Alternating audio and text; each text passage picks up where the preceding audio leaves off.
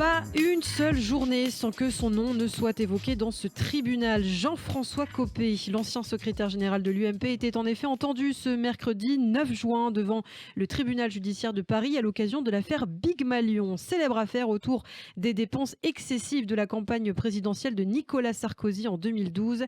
Une audition très attendue donc de Jean-François Copé, mais qui n'est venu que comme témoin ayant bénéficié d'un non-lieu dans cette affaire Big Malion, contrairement à Nicolas Sarkozy, l'ancien chef de l'État, qui doit lui être entendu mardi prochain, le 15 juin, poursuivi pour financement illégal de campagne.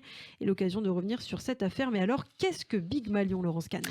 Eh bien, il s'agit en fait d'une affaire de financement illégal de la campagne électorale de Nicolas Sarkozy. C'était en 2012, au moyen d'un système de fausses factures émises par Event Company, une filiale du groupe Big Malion. Il faut ainsi revenir au 15 février 2012. Nicolas Sarkozy, alors président de la République, déclarait sa candidature à un second mandat. Mais en retard dans les sondages, à seulement 2 mois du premier tour, il mise sur une campagne éclair pour battre son rival, qui n'est autre que François Hollande. Et selon les témoignages recueillis au cours de l'instruction, l'équipe de campagne de Nicolas Sarkozy prévoit d'organiser une quinzaine de meetings, mais le rythme s'emballe de la modeste réunion publique aux grandes messes de Villepinte ou de la Concorde. Il prononce au total 44 discours en 2 mois et demi, soit une moyenne de 4 par semaine, ce qui fait quand même beaucoup d'argent. Et oui, les enquêteurs découvrent en effet que le montant maximal de dépenses autorisées, soit 22,5 millions d'euros, a été allègrement dépassé, atteignant 42,8 millions d'euros pour organiser la plupart de ces meetings.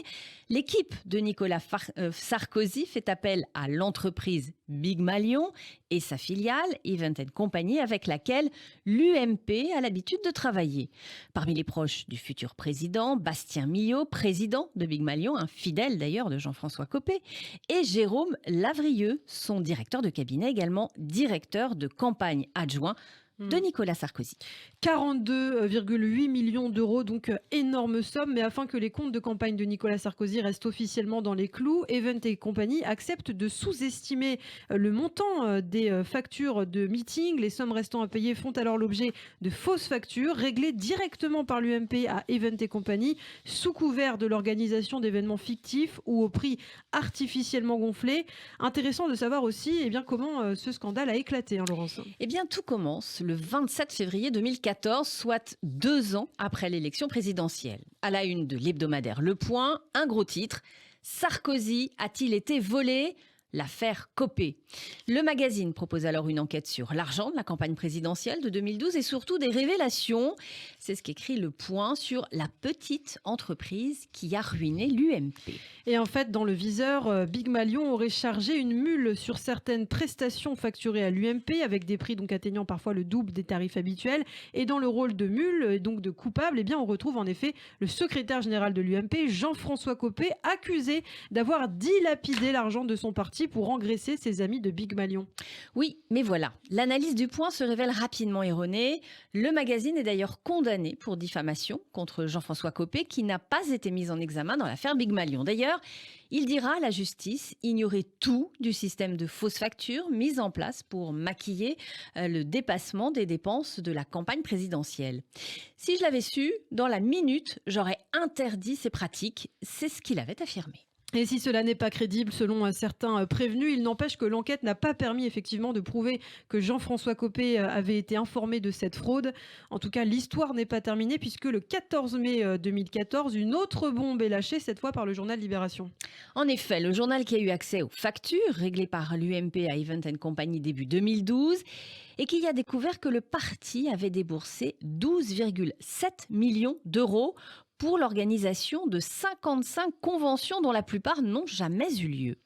Des frais de campagne déguisés, s'interroge Libération, soulignant que s'ils avaient été intégrés au compte de campagne, ces millions auraient fait exploser le plafond de dépenses autorisé pour la présidentielle. De nouvelles révélations qui consternent, bien sûr, au sein de l'UMP. Des responsables thématiques censés avoir participé à ces conventions déclarent n'en avoir tout simplement aucun souvenir. Mais 10 jours plus tard, le dossier connaît un tournant. Nous sommes alors le 26 mai 2014, quand Patrick Maisonneuve, l'avocat de Big Malion, convoque la presse. presse. Ce qui a été facturé sous le libellé convention, ce sont les meetings de campagne de Nicolas Sarkozy.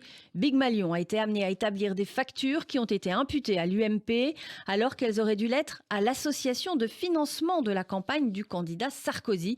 C'est ce qu'indique maître Patrick Maisonneuve, tentant de défendre le président de la République. Mais quelques heures plus tard, Jérôme Lavrieux, sur BFM TV, dont on parlait à l'instant, avoue la larme à l'œil. Il y a eu un dérapage, dit-il, sur le nombre d'événements organisés dans le cadre de cette campagne. Tout juste élu député européen, il dit prendre sa part de responsabilité et dédouane alors Nicolas Sarkozy et Jean-François Copé, avec lesquels il n'a jamais eu à discuter de ce genre de sujet. Mais alors on peut s'interroger, pourquoi les dépenses de la campagne de 2012 ont-elles été dissimulées ? Eh bien parce qu'en France, les dépenses de campagne sont très encadrées afin d'assurer une égalité entre les candidats indépendamment de leur fortune personnelle. Les dépenses de campagne sont plafonnées, comme on l'a dit. Dès le premier meeting de Nicolas Sarkozy en 2012, son équipe prend donc conscience du risque financier, mais les factures s'empilent. Pourtant, en mars 2012, 2 notes internes alertent sur le risque de dérapage. En tablant sur 15 meetings, le budget dépasse déjà de 642 000 € le plafond autorisé. En effet, c'est le cabinet d'experts comptables chargé de contrôler les comptes de la campagne qui adresse un document alors à l'association de financement de la campagne de Nicolas Sarkozy. Et l'expert comptable préconise déjà une interdiction absolue d'engager, je cite, toute dépense complémentaire par rapport aux dépenses budgétées qui sont d'ores et déjà supérieures au plafond légal. Mais ces alertes ne sont pas entendues. En effet, les meetings se poursuivent toujours, plus importants. Ainsi, dans cette fuite en avant, le choix est fait.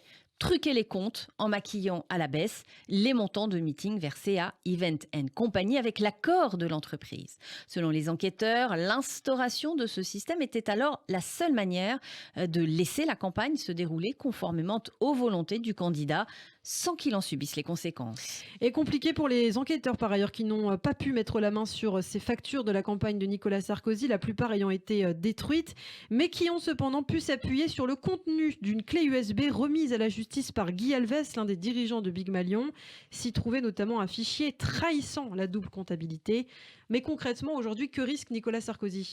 Eh bien, l'ancien président poursuivi pour financement illégal de campagne électorale, un délit réprimé par l'article 113-1 du Code électoral, risque seulement 1 an de prison ferme, quand les 13 autres prévenus sont passibles, eux, de 5 ans pour escroquerie, faux et abus de confiance. Et puis de son côté, durant toute la procédure, Nicolas Sarkozy a contesté sa mise en examen sur le fondement du principe non bis idem, qui veut qu'un justiciable ne puisse pas être jugé 2 fois pour les mêmes faits. Effectivement, l'ancien président estime avoir déjà été sanctionné pour le dépassement de ses dépenses de campagne en 2013 lorsque le Conseil constitutionnel avait rejeté ses comptes et lui avait infligé des pénalités financières. Oui, mais le redressement de l'époque portait toutefois sur quelques centaines de milliers d'euros et n'avait rien à voir avec les fausses factures de Big Malion. Et puis la Cour de cassation a refusé en 2019 d'annuler le renvoi devant le tribunal qui aura donc à étudier l'argument de Nicolas Sarkozy. Par ailleurs, l'ancien chef de l'État affirme pour sa défense ne pas s'être plongé dans ses comptes de campagne, 46 cartons de facture, selon son fidèle Brice Hortefeux. En fait, derrière la bataille juridique, il y a évidemment le différend politique entre les deux camps, Copé et Sarkozy, puisque pour sa part, Nicolas Sarkozy souligne qu'il n'y est pour rien dans le choix de Big Malion, dont les dirigeants étaient des proches plutôt de Jean-François Copé et de son fidèle lieutenant Jérôme Lavrieux.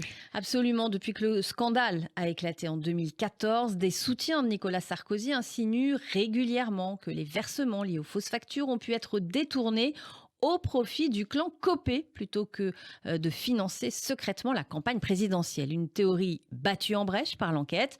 En tout cas, depuis le début du procès, Nicolas Sarkozy n'assiste pas au débat. L'ancien président de la République a choisi de se faire discret et de ne venir que le jour de son audition prévue ce mardi 15 juin. Et oui, un long marathon judiciaire qui se poursuit donc pour Nicolas Sarkozy et ses amis politiques après sa récente condamnation à 3 ans de prison, dont 1 ferme dans l'affaire des écoutes dont on a déjà parlé sur Radio J. L'ancien président doit donc répondre aux accusations de financement illégal de campagne électorale. On suivra évidemment ce dossier.